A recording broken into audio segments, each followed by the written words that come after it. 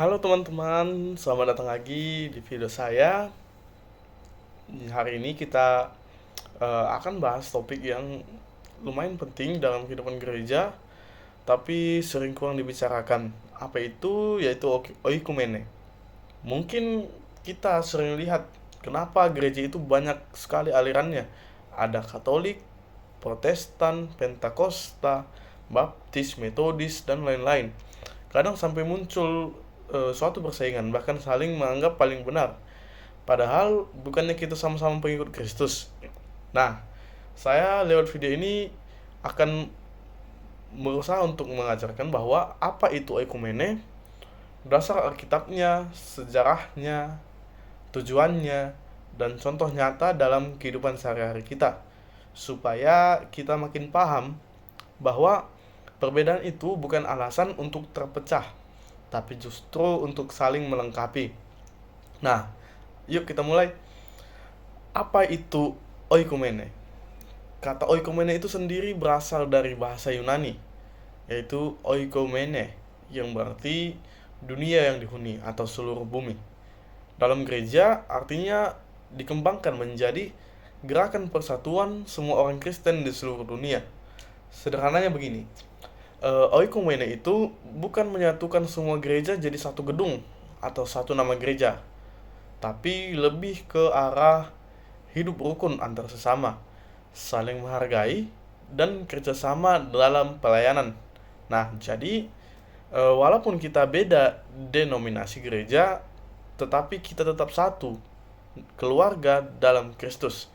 Dapat kita ibaratkan itu seperti satu tubuh. Tangan beda dengan kaki, tapi tetap satu badan. Nah, kenapa oikumene itu penting? Nah, coba bayangkan kalau orang Kristen terus bertengkar, saling sindir, saling merasa paling benar, tidak mau kerjasama. Nah, menurut penonton bahwa apakah dunia akan tertarik pada kekristenan? Nah, pasti tidak. Justru orang akan bilang, sesama mereka saja tidak rukun, bagaimana mau mengajarkan kasih? Sesama mereka saja saling sindir, bagaimana mau mengajarkan ajaran Kristus? Karena itu, persatuan itu penting. Nah, kalau kita bersatu, yang pasti pelayanan kita lebih kuat, kesaksian kita juga lebih nyata, dan sehingga kasih Kristus lebih terlihat. Nah, oikumene ini membuat gereja itu jadi berkat, bukan jadi ya bahan konflik. Begitu. Nah, kita bisa melihat dasar Alkitab oikumene ini, yaitu pastinya ada. Oikumene itu bukan cuma ide manusia, ini pasti ada dasar Alkitabnya. Yesus sendiri menginginkan persatuan. Pada Yohanes 17 ayat 21, di situ Yesus berdoa, dikatakan Yesus berdoa supaya mereka semua menjadi satu. Nah, arti dari kalimat itu adalah persatuan itu adalah doa langsung dari Yesus. Nah, lalu di Efesus 4 dikatakan ada satu tubuh, satu roh, satu Tuhan, satu iman, satu baptisan. Nah, jadi walaupun banyak gereja, kita tetap satu tubuh Kristus. Kemudian ada lagi di 1 Korintus 12, Paulus mengatakan gereja seperti tubuh manusia. Ada mata, ada kaki, ada tangan. Memang fungsinya beda-beda, tetapi saling membutuhkan. Begitu juga dengan gereja-gereja. Nah, perbedaan gereja-gereja ini bukan untuk diperdebatkan, tetapi untuk saling melengkapi seperti contoh-contoh di Alkitab tadi. Nah, sejarah singkat gerakan ekumene ini mulai berkembang sekitar abad ke-20. Nah, waktu itu banyak gereja saling bersaing, terutama dalam misi. Nah, akhirnya muncul kesadaran kalau kita terus terpecah, pelayanan jadi lemah. Nah, oleh karena itu, maka dibentuklah yang namanya World Council of Church atau Dewan Gereja-Gereja Dunia.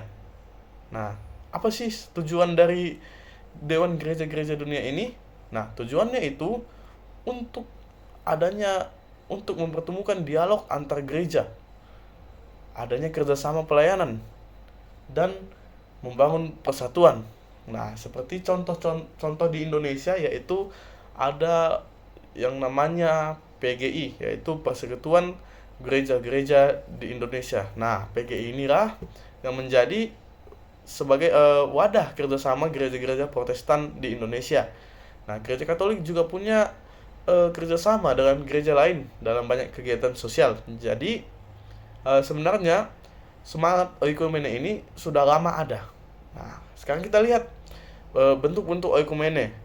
Nah, bentuk nyatanya, oikumene itu bukan teori, ada banyak praktik nyatanya. Misalnya, seperti ibadah bersama, seperti Natal atau Paskah gabungan.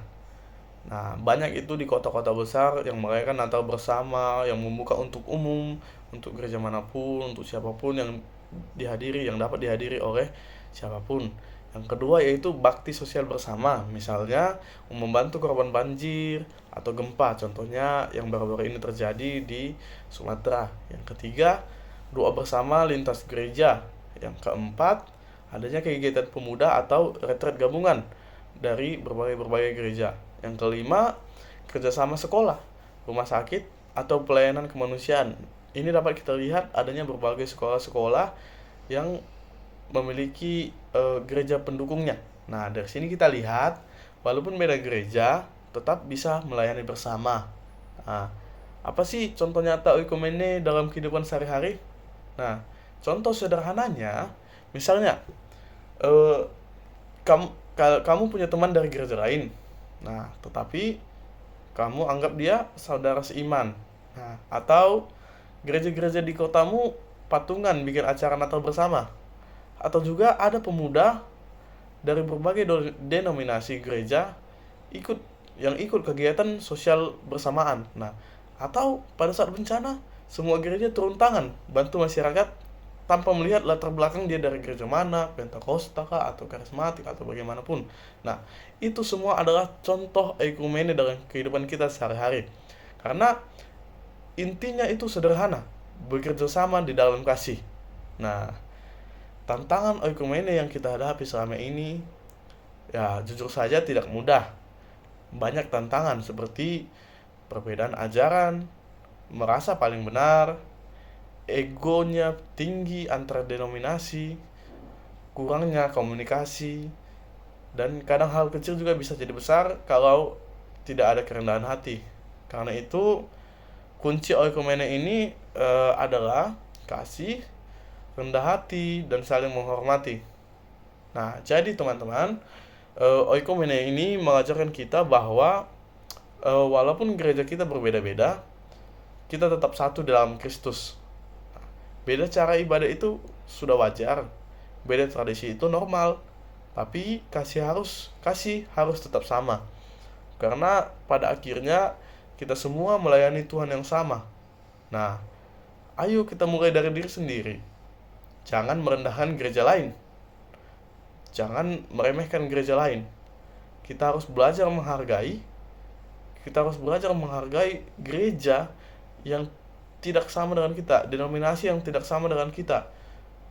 Contohnya misalnya ada yang dari karismatik, ada yang dari Pentakosta. Nah, belajar menghargai dan juga mau kerjasama dengan mereka walaupun tidak sama denominasi. Nah, supaya apa? Supaya dunia itu bisa melihat kasih Kristus lewat persatuan kita.